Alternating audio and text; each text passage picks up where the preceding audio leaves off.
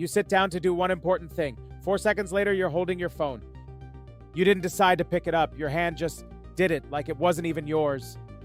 And now you can't remember what you sat down to do in the first place.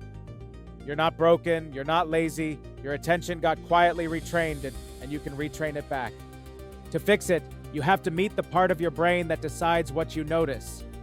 Its only job is to point your focus at whatever seems new, because for most of history, new meant survival. A snap of a twig, a shape on the horizon, new could be dinner, or new could be danger. So when something new appeared, your brain gave you a hit of a chemical called dopamine. And here's the thing, everyone gets wrong about dopamine. It isn't pleasure, it's pursuit. It's not the reward, it's the wanting, the chase, the lean forward, gotta see what's next feeling. For thousands of years, that chase kept us alive, and then we built a machine out of it. Your phone is a slot machine. Every swipe is a pull. Every refresh might land a new thing. And it's not an accident. It was designed this way on purpose to be almost impossible to put down. The little red badges, the pull to refresh, the feed that never ever ends, all built to keep you pulling the lever. And the worst part isn't the time it steals, it's what it teaches your brain to expect. It learns to expect a brand new hit every few seconds. Swipe, new, swipe, new. So now you sit down to read one page, and there's no new hit coming, just words slowly. And your brain, trained like a puppy, starts whining for the lever, so your hand reaches for the phone. It's not that you can't focus, it's that focus next to a screen feels unbearably slow. Real focus is quiet, it has no sparkle, no confetti, and quiet now feels like nothing is happening. And every single time you peek, it costs way more than the few seconds you think it does. Because when you switch back to the task, part of your mind stays stuck on what you just saw. Scientists call it attention residue, a little smear of the last thing left on the glass of your mind. So you're never fully here. You're dragging a tail of every notification behind you all day long. And no, multitasking doesn't save you. There's no such thing. You're just switching fast and paying a tax each time.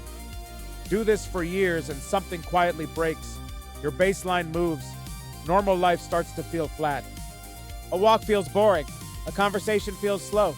A good movie feels like it needs a second screen. You start needing 2 screens to feel one thing. That's not you being weak. That's the baseline talking. And it leaks into everything. Your sleep gets thinner. Your memory gets foggier. Your patience gets shorter. Okay, that's the bad news. Here's the good news, and it's bigger than the bad. Attention is not fixed. It's not a fuse that burned out. It's a muscle, and muscles come back. You don't need more willpower. White knuckling never works. You need to change the setup. Make focus the easy choice and distraction the hard one. That's the whole game. Step 1, and it's the big one. Put the phone in another room. Not face down, another room. On the desk, it costs you nothing to grab. Across the house, you have to stand up and walk. That gap is everything. Step 2, do one thing, one tab, one task, close the rest. Your brain can't focus on a buffet. Step 3, and this is the uncomfortable one nobody likes. Let yourself be bored. When the urge to check comes, don't obey it. Just sit in the dull little gap and let it pass. Because boredom isn't the enemy, it's the on-ramp. Your brain only goes deep once it stops waiting for a hit. Step 4, work in short, honest sprints. 25 minutes, phone gone, one task, then a real break. The first few minutes will itch. That itch is the old training begging for a hit. Stay anyway.